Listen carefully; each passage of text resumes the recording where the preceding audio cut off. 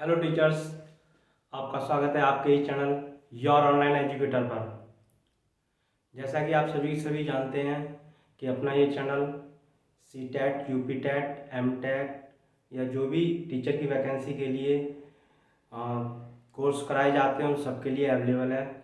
फ़िलहाल हम C TET की तैयारी करा रहे हैं और अपना चैनल न्यू है, इसकी वजह से थोड़ा सा इसे सपोर्ट कीजिए जो कि अपना चैनल थोड़ा सा ग्रो कर पाए।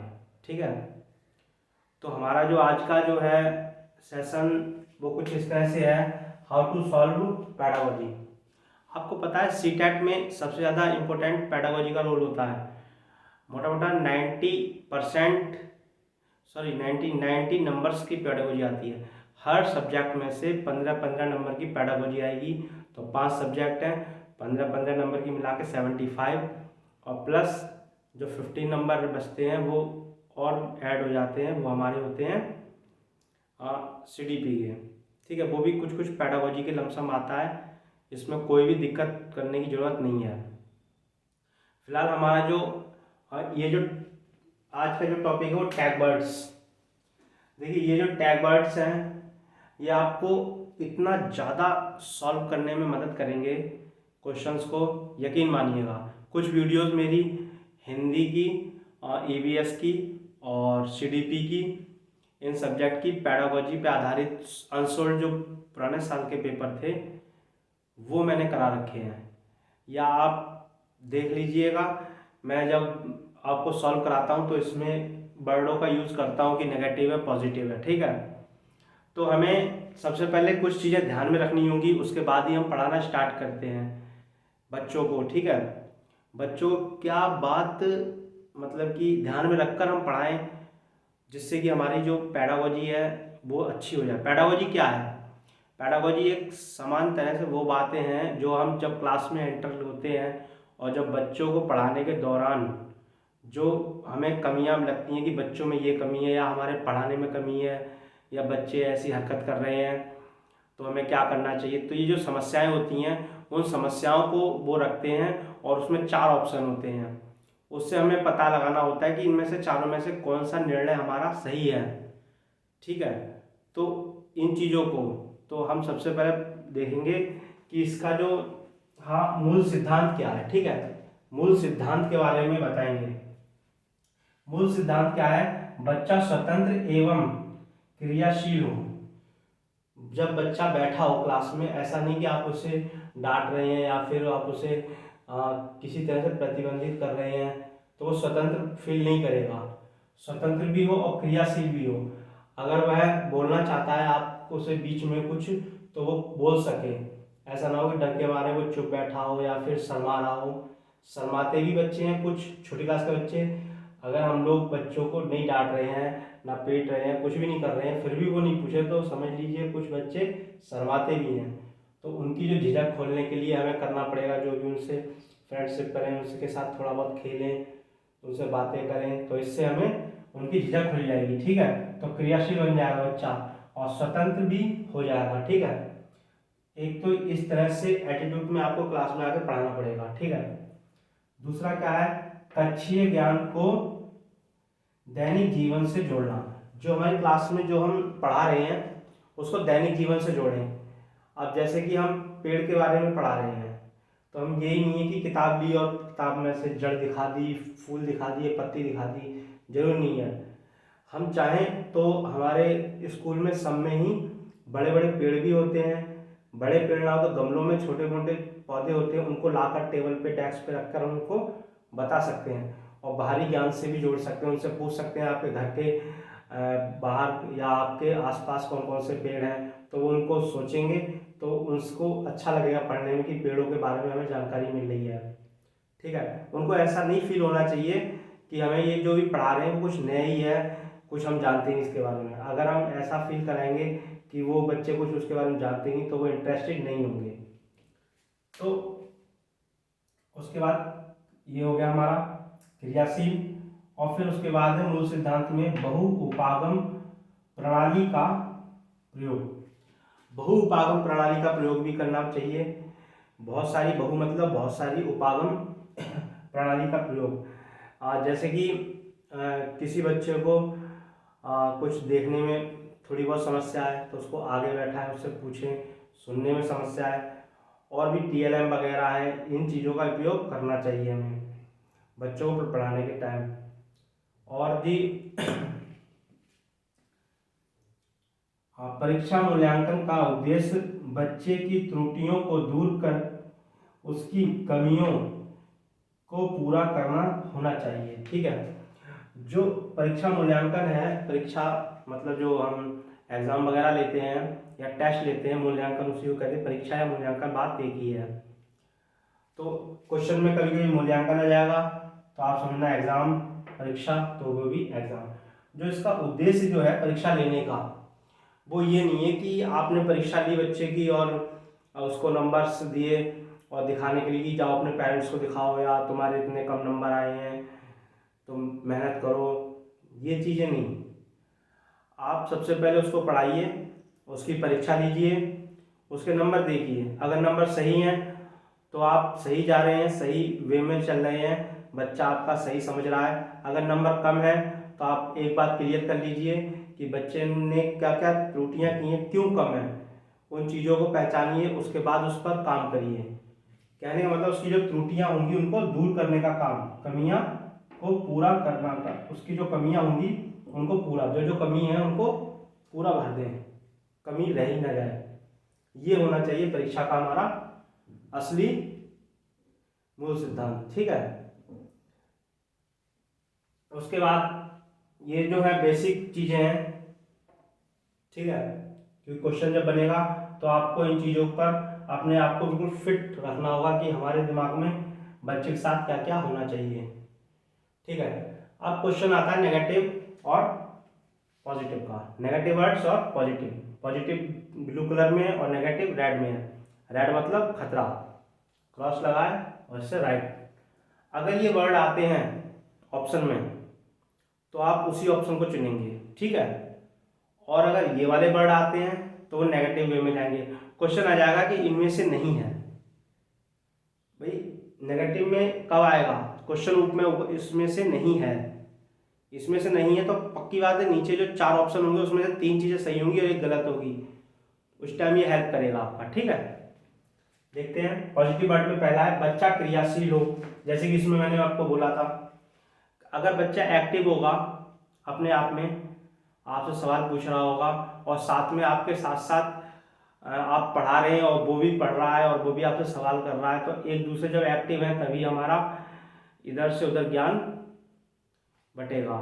अगर बच्चा शांत बैठा है और वो कुछ पूछ नहीं रहा है और आप पढ़ाए जा रहे हैं तो उसका कोई सेंस नहीं उठेगा। ठीक है, बोर्ड पे ही नहीं, आप किसी और चीज़ को भी, प्लांट लेकर बच्चों को गोला बना के बैठा लिए फील्ड में, और क्योंकि ये प्राइमरी की बात है। ठीक है, और एक गमला रख दीजिए और बच्चों से बोलिए देखिए इसकी पत्ती कैसी है, ये टहनी है तो इस तरह से इसको जड़ कहते हैं, ये फूल है, ठीक है, ये कली है, ये तना है, ये छाल है, तो उसको महसूस कराइए, छूकर भी देखकर भी।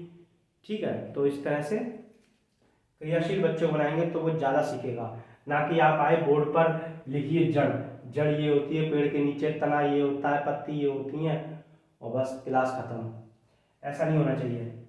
दूसरा पॉजिटिव है बच्चे की क्रिया सहभागिता, सक्रिय सहभागिता। देखिए ये जो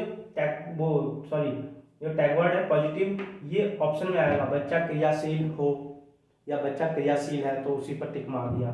बच्चे की सक्रिय सहभागिता, तो इसमें भी बच्चा साथ साथ में सहभागी, आपके आप अगर कोई प्रैक्टिकल करा रहे हैं तो बच्चा आपके साथ लगना चाहिए। ये नहीं कि बच्चों को आपने साइड में बैठा दिया और आप ही सब कुछ कर रहे हैं और दिखा रहे हैं देखो बच्चा ये प्रैक्टिकल हो रहा है, इस तरह से नहीं। बच्चों को साथ में लीजिए और आप एक करिए तो बाकी बच्चों को भी बोलिए कि चलो आप भी करो, तो उसको कहते हैं सक्रिय सहभागिता। ठीक है, ये भी पॉजिटिव है। ठीक है, अवसर, बच्चों को अगर आप अवसर नहीं देंगे बोलने का, करने का, तो बच्चा कैसे सीखेगा। तो उनको अवसर देना चाहिए हर चीज़ को करने के लिए। ठीक है, तो ये भी हमारा पॉजिटिव वे में आता है। कुछ शब्द क्लियर है तो ज़्यादा समझाने की जरूरत नहीं होगी। प्रोत्साहन, बच्चों को प्रोत्साहित कीजिए कि आप ये काम करिए, इससे ये होगा, इस वाले काम करने से ये होगा। तो प्रोत्साहित होंगे तो बच्चे मोटिवेट होंगे, तो वो अपने अंदर से उनकी इच्छा जागेगी। ठीक है। हतोत्साहित बच्चा बिल्कुल निष्क्रिय होता है, कुछ काम नहीं करता है, शांति से बैठा रहता है। लेकिन प्रोत्साहित बच्चा जो होता है वो उसकी इच्छा जगती है, प्रोत्साहन है, इच्छा हो रही है काम करने की, तो वो काम करेगा और एनर्जी से करेगा। ठीक है। उसके बाद है व्यापकता विस्तार। व्यापकता विस्तार बात एक ही है, विस्तार मतलब बड़ा, व्यापक मतलब बड़ा ही होता है। किसी चीज़ में व्यापकता विस्तार शब्द आए, या फिर आपको लग रहा हो सेंटेंस पढ़ के कि इसमें ज़्यादा बड़ा एरिया कवर किया जा रहा है, जैसे समाज, समाज एक बड़ा एरिया है ना, परिवार तो छोटा हो जाएगा। ठीक है। तो इस तरह से हम समाज को पहले टिक करेंगे। उसके बाद है बड़ा विकास। जब विकास की बात आती है, तो जब टैग वर्ड लिखा हो बड़ा विकास, तो हमें उसी पर टिक करना है। ठीक है। हस्तपरक अनुभव, जो अपने हाथों से किए हुए, अगर बच्चा अपने हाथों से कोई काम कर रहा है और वो अनुभव ले रहा है, गलती भी कर रहा है तो वो भी अनुभव है उसका। यही नहीं कि वो सही कर रहा है, गलत भी कर रहा है तो वो भी उसका अनुभव है। ठीक है। तो उसको हस्तपरक अनुभव देना चाहिए बच्चों को। भाषा के विविध रूपों का प्रयोग, जो भाषा है उनको अलग अलग रूपों का प्रयोग करना चाहिए। यही नहीं कि आप सिर्फ एक ही भाषा को पढ़ाए जा रहे हैं। बच्चों को अलग अलग भाषा को, वर्ड जो होंगे वो अलग अलग भाषा में आपको बताना चाहिए, इसका ये मतलब है, इसका ये मतलब है। तो भाषा का अलग अलग प्रयोग विधियों के द्वारा कैसे होगा, आप बोल सकते हो उनसे कि अपनी भाषा में अपने बारे में लिखिए, अपने देश के बारे में लिखिए, अपने फैमिली के बारे में लिखिए, तो वो कुछ सोचेगा, सक्रिय ज़्यादा रहेगा उसमें, वो सोच भी रहा है और वो शब्द भी सोच रहा है कि यहाँ पर क्या होना चाहिए, नए नए शब्द लाएगा। ठीक है। अपने जो घर में बोले जाते हैं, हम आम भाषा में बोलते हैं, वो नहीं लिखेगा, वो वही शब्द लिखने की कोशिश करेगा जो किताबों में यूज होते हैं। ठीक है।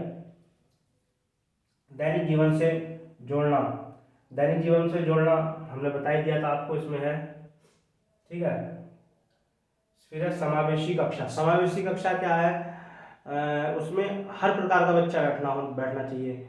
यही नहीं कि आपने सिर्फ तेजी बच्चे बैठा दिए या कमजोरी बच्चे बैठा दिए, उससे क्या होगा, वो हतोत्साहित होंगे, प्रोत्साहित नहीं होंगे। सबसे बड़ी बात क्या है, जब आप कोई कमजोर वर्ग का बच्चा पूछता है या कोई होशियार बच्चा या कोई भी बच्चा एक सवाल पूछता है, तो जब आप उसको बताते हैं तो वो पूरी क्लास समझती है। ठीक है। सॉरी। बहुसंवेदनशील शिक्षक सामग्री, जो सामग्री हो वो TLM, टीचिंग लर्निंग मटेरियल, बहुत ही ज़्यादा उपयोगी होती है। अगर ये नहीं होगी तो बच्चा सही से सीख नहीं पाएगा। टीचर को भी पढ़ाने से पहले तैयारी करनी पड़ती है कि उसको आज कौन सा टॉपिक पढ़ाना उसके विषय में। अब मैंने आपसे बोला था भी, जैसे कि पौधा पेड़ पढ़ाना है, तो टीचर को लगा ले कि वो इस तरह से पेड़ पढ़ाएगा, इस चीज़ के बारे में इस तरह से समझा सकता है। उसको क्लास स्टार्ट करने से पहले क्वेश्चंस उससे बच्चे से पूछने चाहिए उसके बारे में, जो पौधे के बारे में वो जानते हैं। उसके बाद वो गमला लेके आए स्कूल से ही, अपना टेबल पर रख के, या बच्चों को बाहर ले जाए पेड़ के पास, उन्हें पूरा पूरा वातावरण दे। ठीक है। तो ये हमारे 11 टैग वर्ड्स हैं, थोड़ा देख लेना, याद करने की क्या जरूरत, 2-4 बार पढ़ना, जब ऑप्शन में आएगा तो याद हो ही जाएगा। ठीक है। नेगेटिव वर्ड्स, देखिए केवल, मात्र, ही, सिर्फ, ये अगर शब्द आ रहे हैं तो नेगेटिव है। ठीक है। ये जो वर्ड है, आप देखिए यहाँ पे क्या लिखा था, बड़ा विकास, विस्तार, व्यापकता, ये जो व्यापकता विस्तार ये दिखा रहा है, ये बड़ा कोई एरिया। लेकिन जब ये वाले शब्द आते हैं ना, तो लगता है दायरा सिमटा हुआ, केवल, बोल दो सुरेश के पास केवल 10 रुपये हैं, तो यहाँ पर केवल आ गया। ठीक है। इसका मतलब वो दिखा रहा है कि बाकी जो बच्चे हैं उनके पास 10 रुपये से ज़्यादा होंगे। और अगर हम केवल हटा दें कि सुरेश के पास 10 रुपये हैं, तो ये क्लियर नहीं हो रहा है कि क्या पता सुरेश के पास ही 10 रुपये हैं, बाकी किसी के पास नहीं है। अब ये ही लगा दिया, सुरेश के पास ही 10 रुपये हैं, इसका मतलब ये भी नेगेटिव दिखा रहा है। तो बाकी बच्चे जो होंगे वो अनकंफर्टेबल या फिर आप अपने आप में डिमोटिवेट हो जाएंगे कि उसके पास 10 रुपये हैं, बाकी हमारे पास, या फिर उसके 10, सुरेश के ही 10 नंबर आए हैं, ऐसी बात करने से डिमोटिवेट होते हैं। और नेगेटिव वर्ड है ये सिर्फ, बोले सिर्फ इतना ही, तो ये भी नेगेटिव वर्ड में आता है। ठीक है, तो ये जो वर्ड है आप देख लेना, जब सेंटेंस में पढ़ेंगे, वाक्य में, ऑप्शन में पढ़ेंगे तो वो अपने आप इनको कमजोर कर देगा। याद करना, कंठस्थ करना, रटना। हमें बच्चों को ना याद करना, ना कंठस्थ रटना नहीं है, कुछ भी नहीं करवाना है। ठीक है, उनको सिर्फ समझाना है। अगर आप ये क्लास में एक्टिविटी कर रहे हैं तो बिल्कुल गलत कर रहे हैं। समझ रहे हैं बात को? तो ये भी हमारी नेगेटिव वर्ड है। वैज्ञानिक शब्दावली का प्रयोग। वैज्ञानिक शब्दावली एक तरह से हार्ड शब्दावली होती है। ठीक है, जब उसमें वैज्ञानिक शब्दावली का प्रयोग करेंगे, हम सिर्फ वैज्ञानिक ही शब्द होंगे उनका ही यूज करेंगे, तो बच्चा कनेक्ट नहीं कर पाएगा। आप परख नली बोल दीजिए तो बच्चा कनेक्ट नहीं कर पाएगा। आप पढ़ाए जा रहे हैं परख नली, रुधिर, कणिकाएं, इस तरह से अगर आप पढ़ा रहे हैं तो बच्चा ये सब नए नए शब्द होंगे, उसके जो व्यवहारिक ज्ञान से नहीं जुड़े होंगे। ठीक है, तो ये भी नेगेटिव है, इसको याद रखना, अधिकतर फंसते हैं। दंड देना, डांटना, ये तो आपको पता ही नेगेटिव होगा।